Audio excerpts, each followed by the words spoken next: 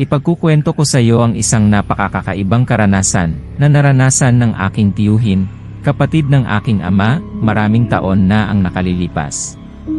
Nagtatrabaho siya sa isang lamayang, kung saan inilalagak ang mga bangkay bilang isang tagabantay. Malapit na sa gabi at kailangan ng tiyuhin kong dalhin ang isang patay na katawan sa kanilang pamilya. Kaya, siya kasama ang kanyang dalawang kaibigan ay naglagay ng patay na katawan sa kanyang ambulansya, at patungo na sana sila sa patutunguhan ito, ngunit biglang nagsimulang kumikilos ito ng kusa.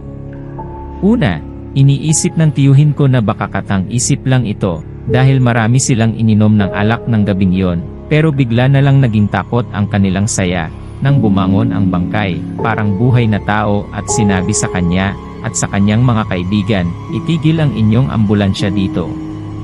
Gusto kong bisitahin ang aking tahanan, at bumaba mula sa sasakyan at sinabihan ang lahat, kasama na ang driver. Pupunta ako sa aking mga kamag-anak. Huwag kayong gumalaw dito, kung hindi kayo ay magiging responsable sa inyong kamatayan. Pagkatapos ay bumisita siya sa isang bahay sa lugar at bumalik at muling naging bangkay habang nagpapahinga sa stretcher. Pumasok ang tatlo at nagtanong tungkol sa lalaki. Sabi nilang lahat, walang pumasok dito, at saan ang bangkay ng aming kamag-anak. Natakot pa sila ng higit pa sa pagdinig ng kanilang mga pahayag. Lubos na natakot ang tiyuhin ko, kaya't nagbitiw siya sa trabaho.